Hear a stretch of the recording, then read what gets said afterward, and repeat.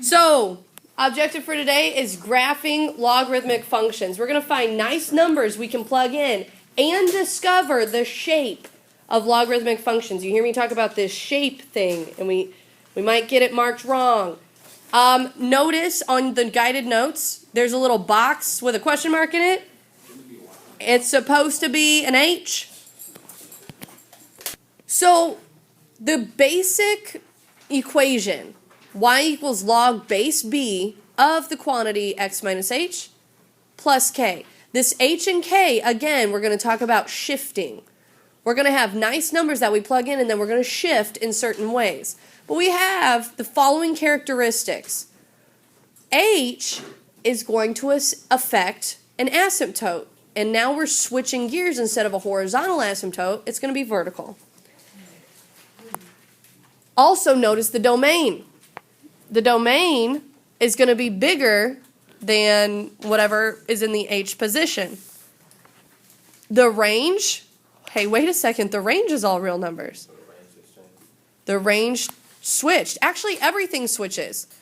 With exponential, the domain was all real numbers, and the range was affected by k. Whatever was in the k position, that was in the exponential, but now it's switched. Domain's affected by h, range is all real numbers.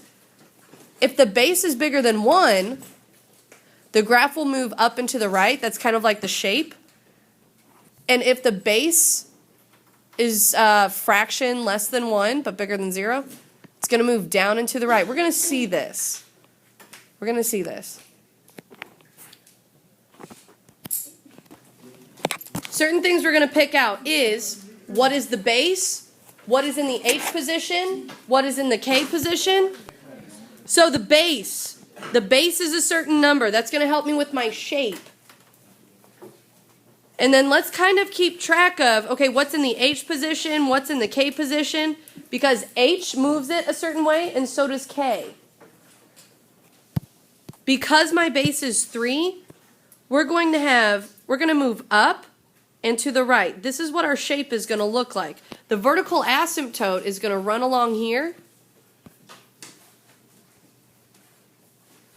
but it's going to move up and to the right. Notice if I have a vertical asymptote that I'm not passing it.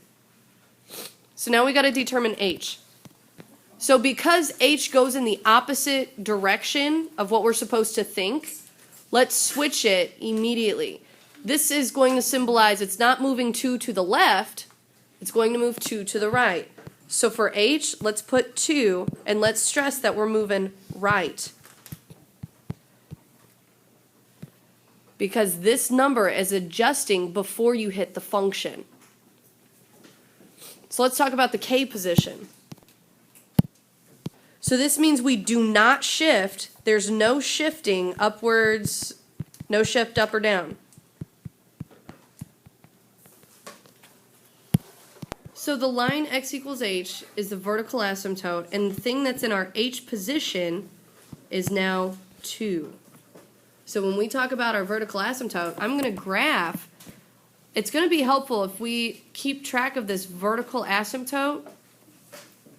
So I'm going to graph a dashed line at x equals 2. It's going to be a vertical line at the x coordinate of 2. So when I draw my shape, I'm going to get really, really close to that line and branch off, but I need a couple nice points. So let's talk about nice points. We have some properties. And the properties that are nice, if I go to a regular function, the regular function would be log base 3 of x. I have one property that says if I match this base here, I'm going to cancel out. So if I plug in the point 3, wait a second, if you plug in 3, doing a little work, log base 3 of 3, what's the power that's left? So with this, log base 3 of 3 cancels, and I'm left with a 1. When I plug in 3, I get a 1. When you plug in your base, you should spit out a 1. Now let's talk about how we get a 0. If you plug in a 1 for the x, So if you have log base 3 of 1, well, wait a second. 3 to what power? So if I tried to reverse this, 3 to what power gets us 1? So let's recognize nice points. Make a note of this. Nice points will be when you match the base. That's a number you're going to want to use. And 1. Because when you plug in 1, you should always spit out 0. Now, how am I supposed to move these points, though? 3, 1 is from the cut graph. But it's supposed to translate. It's supposed to shift. I'm going to pay attention to my shifts. I'm going to go right to from that point and no up or down. So my actual point, so shifting right to and not up or down, my new point becomes 5, 1. If I take 1, 0, well, 1, 0 used to be here, but I need to shift that right to and not shift it up or down.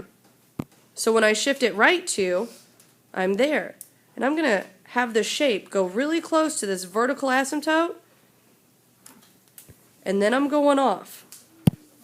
So to graph these, to stress how to graph these, the only way we're going to get these nice points is if we cut the graph after the logarithm of x. So let's go to the next, oh wait a second, domain and range. We're looking at, for domain in the box, x is greater than h, so I'm going to replace that h with the 2. Notice how all the x coordinates are bigger than 2. Notice what our vertical asymptote was and how it relates to our domain. Talking about range now. So the range is all real numbers. And I'm going to box this asymptote because you know on that quiz I'm going to ask you about the asymptote too. All right, next graph. Next graph, log base 3 of x plus 1. So again, from the equation, h is changing our way. H changes what we typically think. It's not going to move right 1 like we want to. It's moving left 1. So that'll be our transition. And k, there is nothing in our k. So here we go. Let's cut. Wait a second, my bad. Vertical asymptote. X equals, and the h position is -1. That h changes. Whatever is in the equation, the h will change. So the vertical asymptote's actually at -1. Let's talk about nice points of the cut graph, log base 3 of x. Notice how I'm doing the cut graph, not the x plus 1. So I need nice points to plug in. If I plug in the base 3, log base 3 of 3 will leave me with the exponent 1. When I plug in 1, log base 3 of 1, 3 to the 0 power gives me 1. So 0. I'm going to transition these points using my translation. I'm going to move these points left 1. So starting at 3, 1, all right, starting at 3, 1, it's no longer there. It's going to move left 1. There's my point. So now it's at 2, 1. I used to have a point at 1, 0, but it's now going to move left 1, so now I'm at 0, 0. I also need a vertical asymptote that I haven't graphed yet at x equals -1. And this shape gets really, really close to the vertical asymptote, and then it moves off and to the right. We got to figure out domain. What kind of domain numbers would work? We're going to have x is bigger than our h position, so x is bigger than -1. All real numbers. Awesome. Next example.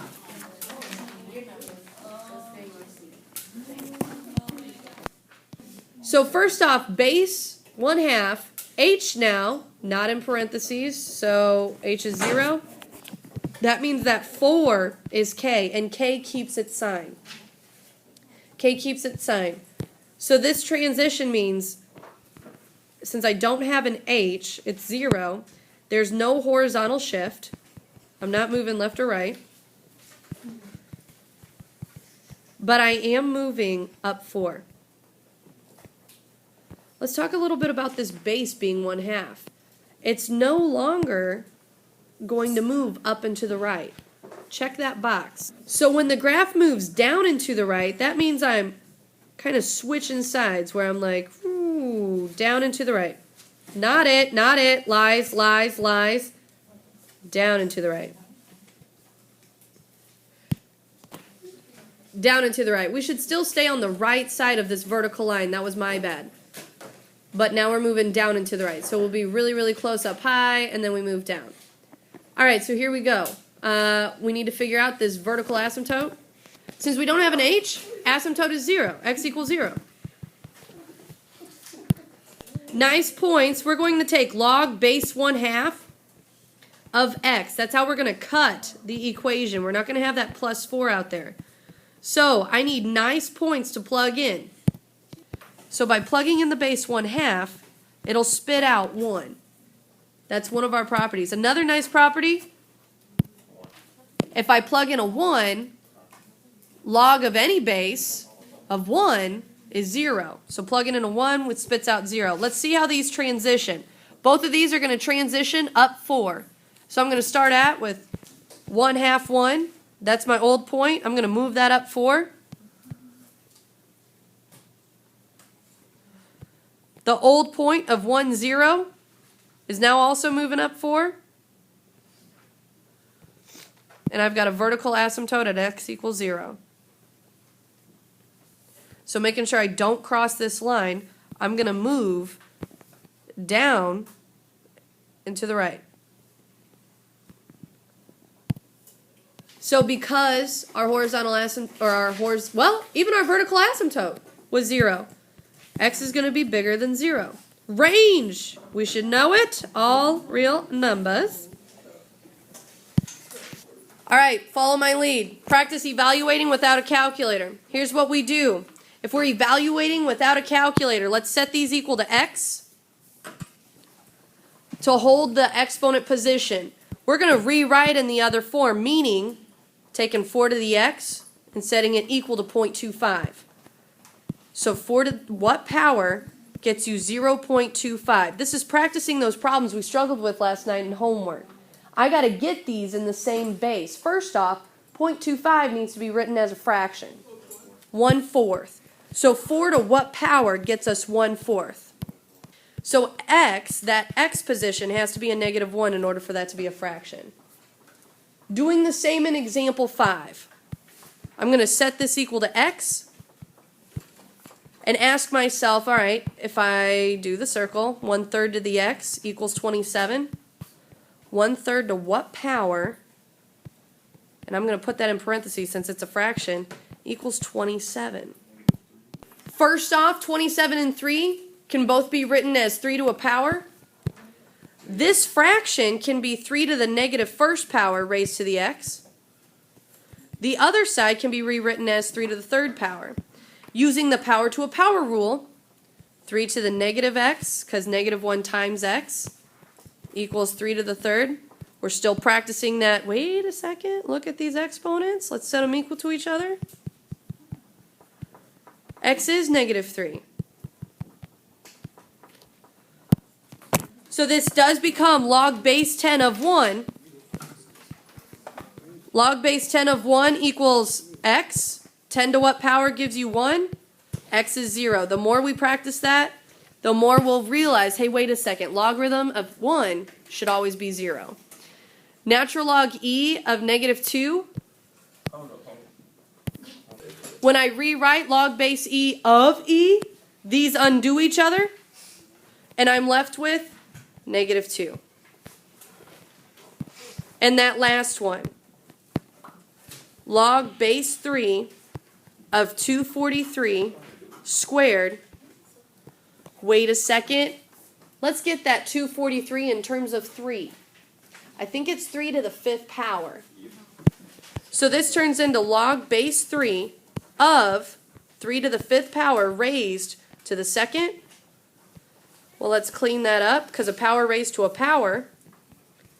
Log base 3 of 3 to the 10th.